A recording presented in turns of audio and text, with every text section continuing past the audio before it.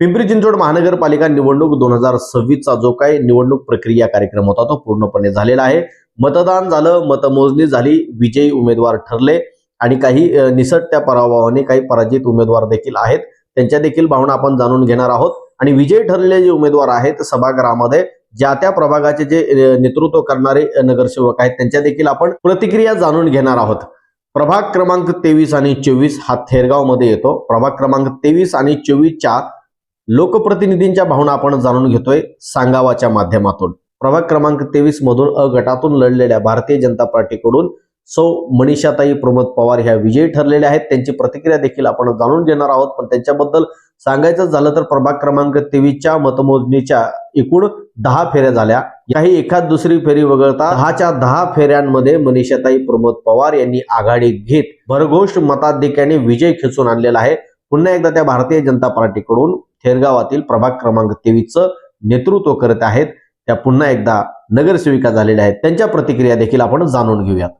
नमस्कार, मी सर्वप्रथम भारतीय जनता पार्टीचे आणि आपले आमदार शंकरभाऊ जगताप यांचे मी प्रथम मनापासून आभार मानते आणि प्रभाग क्रमांक 23 मधल्या सर्व माझ्या नागरिकांचं त्यांनी पुन्हा एकदा दुसऱ्यांदा माझ्यावर विश्वास दाखवून प्रभागामध्ये काम करण्याची मला संधी दिली त्याबद्दल मी त्यांचं मनापासून आभार मानते आणि खरंच या संधीचं मी नक्की सोनं करून दाखवेन। आपलं पिंपरी चिंचवड शहर एक स्मार्ट सिटी म्हणून पाहिलं जातं, पण आपल्या थेरगावचा अद्याप म्हणावा तसा विकास झालेला नाहीये।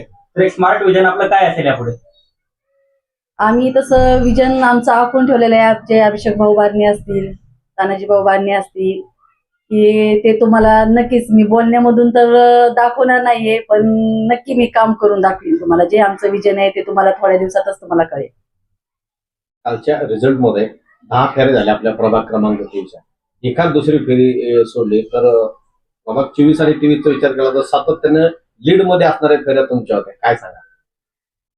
सांगायचं झालं तर आज 4 वर्षांनी आपली निवडणूक झालेली आहे, तरी मी माझं काम थांबवलेलं नव्हतं। प्रभागामध्ये माझं सारखं लोकांची गाठीभेटी चालू होत्या आणि त्याच कामाच्या जोरावरती आणि लोकांच्या संपर्कात असल्यामुळं लोकांनी मला तो न्याय दिलाय। मी पुन्हा एकदा माझ्या प्रभाग क्रमांक 23 मधील जनतेचं मनापासून आभार मानते की असे साथ असे शुभेच्छा माझ्या पाठीशी राहू द्या।